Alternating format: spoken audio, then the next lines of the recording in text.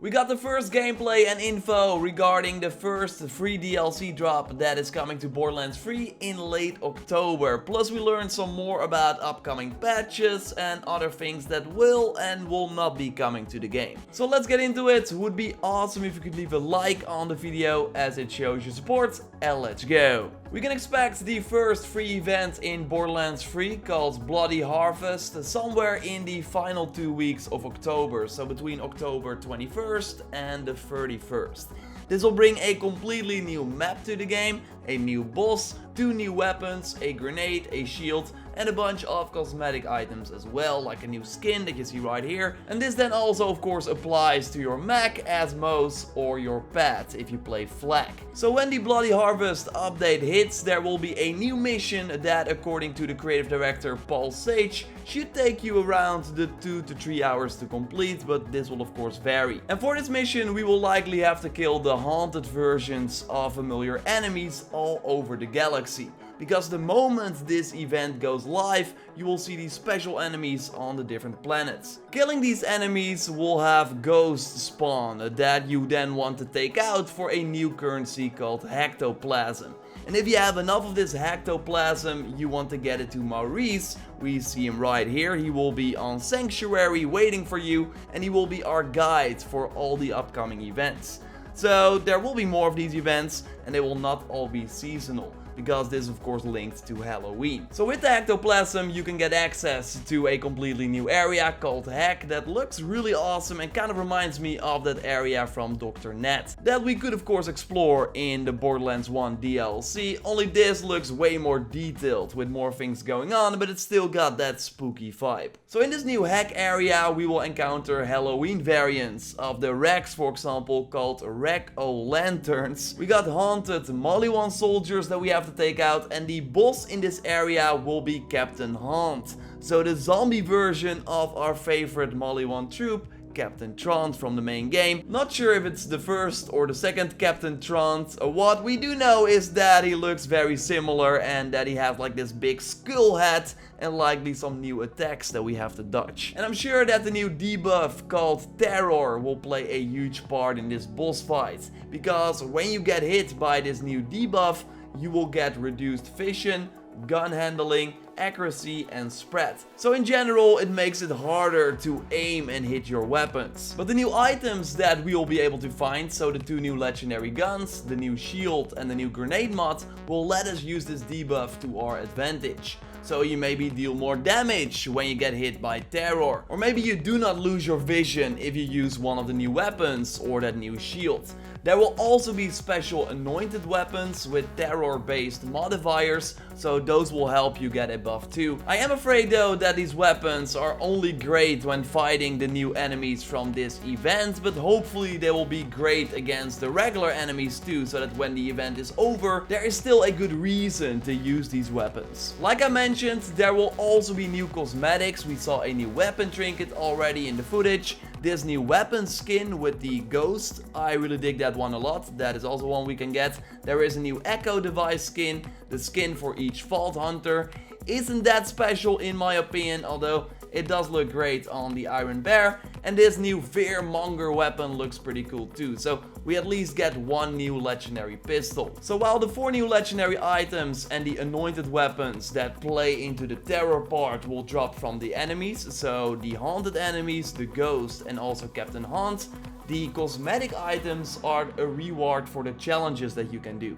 No word on what these challenges would be, but I think bust many ghosts or collect a lot of Hectoplasm, something like that. But again, that is just speculation, but there will be challenges too, and if you complete them, you get the cosmetics. The event will last for a month and a half, so will likely be over around mid-December, maybe for a potential Christmas thing. I mean, the timing lines up, but nothing is confirmed. But yeah, this does mean that the event is for a limited time only, so you have to play in that period that it is live to be able to see the new content, and then it's gone. Would not be surprised if they have it return next year, but yeah, we don't really know if that is the case. So again, somewhere in the final 2 weeks of October, we can expect this new update with the new content. When we know more, I'll of course let you know here on the channel, so keep it locked for more info on the Bloody Harvest event. And what we will have before this event is a performance update. The creative director noted on the Borderlands show that he hopes to have a performance patch in 1 week from now.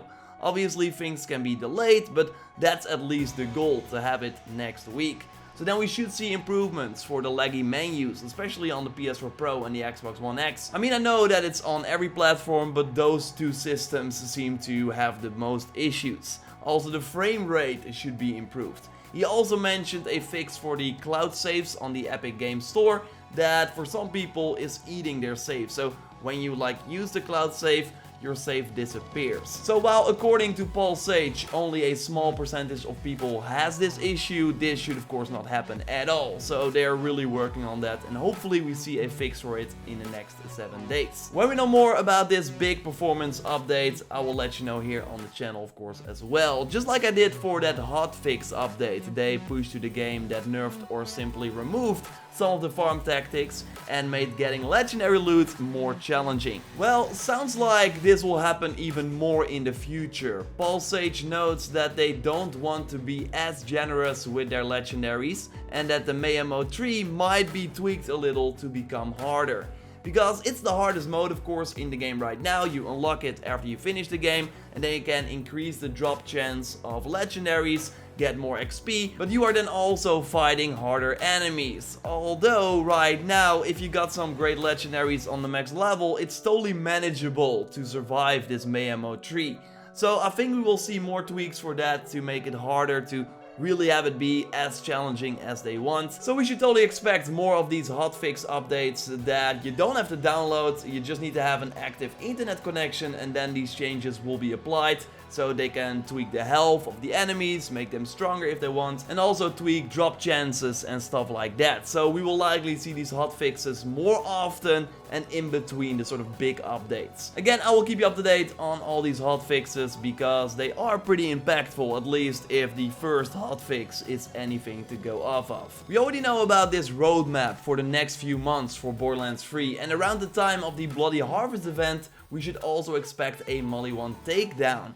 And they briefly touched on this takedown in this new Borderlands show, saying that it's an updated version on the raid bosses that we saw in Borderlands 2, and it's also tailored for a group of people. So while you can go in solo, this sounds like more of a group activity. We should hear more about the first takedown on the next Borderlands show. Really curious to see what that will be, but it really sounds like a sort of high-end endgame raid activity. And then after that we can expect the first paid DLC that is part of the season pass. So while the events and all the takedowns will be free, the more traditional expansions with likely more story content than those free updates will be paid. Also interesting is that they once again touched on the fact that we should not expect any new Vault Hunters as part of the Borderlands 3 roadmap. They saw namely in the previous games that people just like to stick with their main character and that they do try out the new character for a little bit, but then just go back to their main character. So that's why we should not expect new Vault Hunters. This was not really new news, but I still thought it was interesting to bring up for if you were not aware, and they did touch on it in this new Borderlands show. So it's more likely that we will see maybe new skill trees for the existing Vault Hunters instead. What do you think of the Bloody Harvest event? How does it sound to you? Let me know in the comments down below. So it releases in a little more than a month from now, but we got some quality of life updates before that to look forward to.